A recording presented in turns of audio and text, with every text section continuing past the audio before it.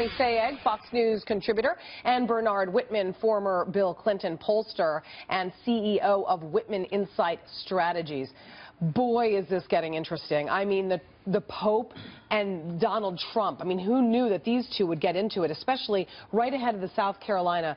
I mean, you can't pick a worse time, actually, to have somebody calling you out as not being a strong enough Christian right before, South Carolina. Tony, is this going to have any play there? Possibly true, Julie. You're better off with the odds you have in a Vegas house and winning there versus trying to predict if Donald Trump gets hurt by these types of battles. I will say Blake's point is the most important that he closed with, which is when you have such a large group, and you're alluding to this in your point about South Carolina, of Christian voters in these states that are coming up right now. Super Tuesday has a whole lot of these southern states. Is this a battle Donald Trump necessarily wants to fight? It won't hurt him with the 35% of people we know already support him. We see from the data time and time again, this is an almost immovable block. But it does start to raise those concerns people have, which is sometimes Trump gets into these fights where the immediate effect is not there, but the long-term damage can be done. Let's take a look at the latest poll by Fox News on South Carolina and where Trump currently or most recently stands. He has the lead, obviously, with 31% right now among those white evangelical voters. And Ted Cruz comes in second and Rubio at third.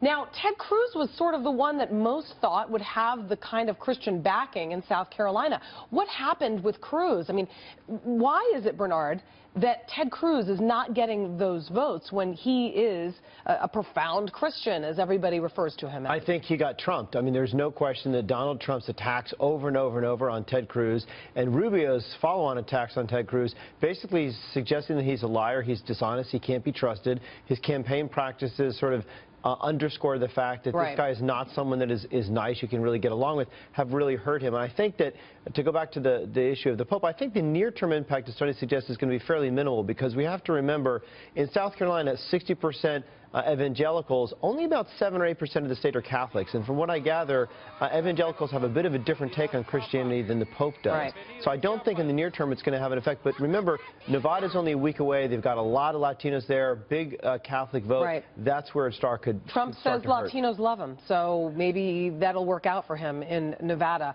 As far as negativity, negativity is something that used to hurt candidates, right? I mean, whenever you would see this sort of negative mudslinging, if you will, on the campaign trail, people were turned off by that. But it's interesting because it works for some candidates, it doesn't work for others.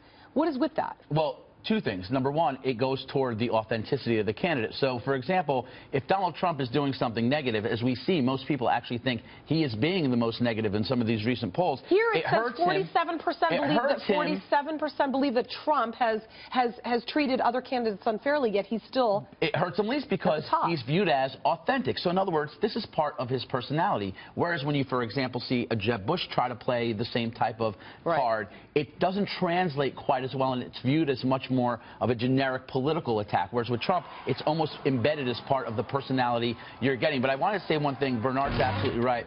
The long-term impact on the Catholic vote, which we know is essential, particularly in the general election, particularly as this campaign moves to Pennsylvania and the Rust Belt, I don't think we can necessarily assess at this point, but Donald Trump is picking a whole lot of fights with people he doesn't need to be picking fights with. Bernard, real quick, I'll give you the final word. You know, I think that it shows Donald Trump can just about do and say anything. His base doesn't seem to care, and it's sort of amazing because here's a guy who basically has proposed $15 trillion in additional government spending, and his supporters that rail against the government don't seem to mind. All right. Tony Sayegh, Bernard Whitman, thank you both for coming in. Thank you, Julie. Thanks, Julie.